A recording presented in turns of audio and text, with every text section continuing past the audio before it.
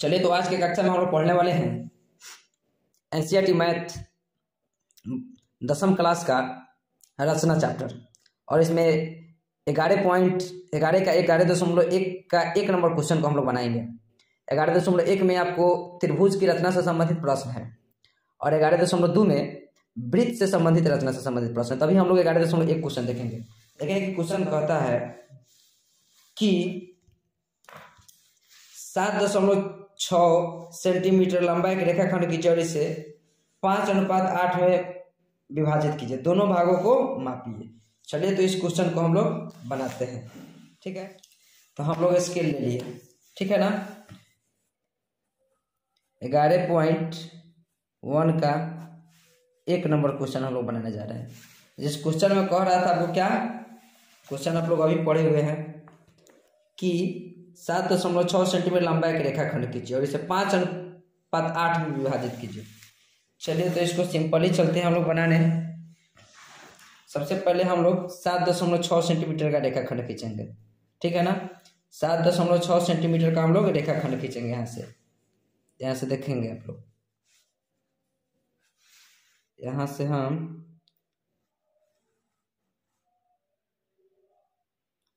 7.6 centimetre का एक रेखाखंड खींच लिए, ठीक है। 7.6 सेंटीमीटर का रेखाखंड खींचने के बाद क्या करेंगे, इसका नाम दे दीजिए आप। यह जैसे ए हुआ, यह क्या हुआ, बी हुआ। इसको कह रहा था क्वेश्चन को कि 5:8 में बांटिए और उसके बाद में दोनों भागों को नापिए। तो चलिए, इसके बाद में इसके लिए हम दो तरीके से बनता है, या तो दोनों ऊपर बना सकते हैं या एक इधर से बनाएंगे एक इधर से बनाएंगे, तो आसान वाला बना देते हैं। चलिए, इसके लिए एक न्यून कोण बना देते हैं हम लोग, ठीक है। न्यून कोण यानी 90 डिग्री से छोटा होना चाहिए, ठीक है। एक इधर से 20 से खींच लीजिए, ठीक है ना।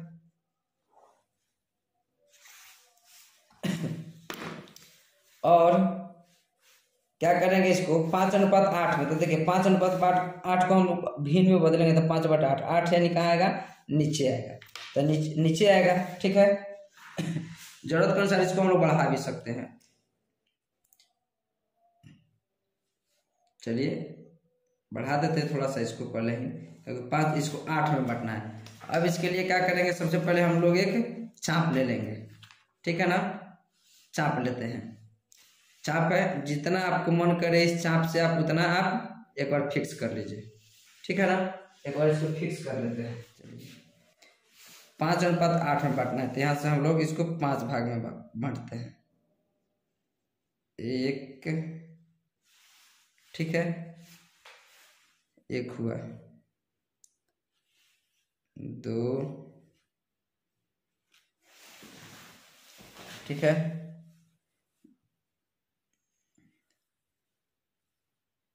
3, 4, 5, ठीक है। नीचे इसको 8 भागों में बांटना है, ठीक है ना। वही चाप रहेगा, 1, 2, 3, 4, 5, 6, 7, 8। इसका नाम दे देंगे। ए से है इसलिए इसका नाम A1, या A2, A3, A4, A5।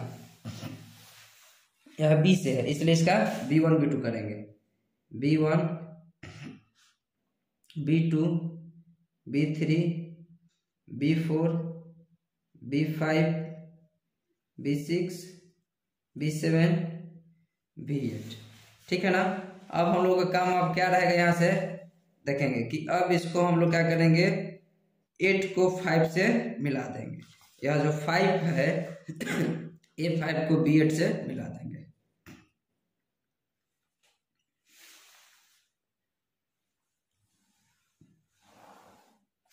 ठीक है, मिला देंगे। अब मिलाने के बाद क्या करेंगे, दोनों भाग को हम लोग क्या करेंगे, अब नापेंगे कितना हो रहा है, ठीक है। इस दोनों भाग को हम लोग नापते हैं, ठीक है ना। यानी देखेंगे ये ए से, इसका नाम भी एक दे दीजिए, नया नाम इसका दे दीजिए सी, क्या हो गया सी। AC की दूरी कितना हो जा रहा है 2, यह हो गया 2 cm, ठीक है। ये कितना हो गया 2 cm, तो यह इधर कितना होगा 5.6 होगा, 6 cm देख लीजिए, हो गया 5.6 है, ठीक है। अब कुल कितना था, तो कुल था आपको 7.6 सेंटीमीटर, हो गया, रचना हो गया। अब इसका चरण लिखना है, तो चरण भी आप लिख सकते हैं, रचना के चरण, रचना के चरण, ठीक है।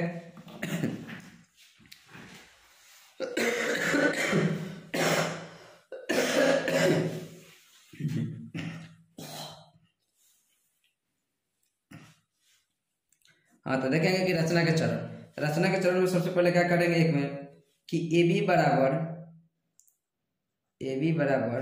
7.6 सेंटीमीटर का एक रेखाखंड खींचे, एक रेखाखंड खींचे। दो में क्या करना है, दो में करना है कि, ठीक है, एक को केंद्र मानकर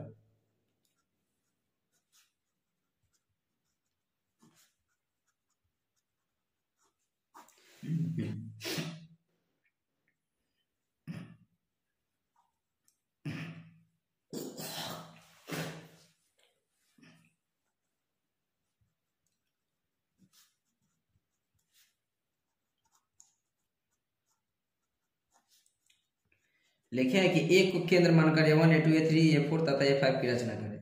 फिर में लिखे हैं B को केंद्र मानकर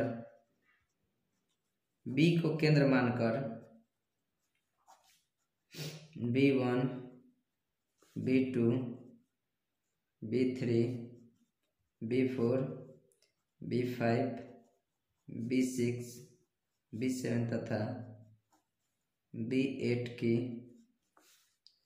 रचना करें।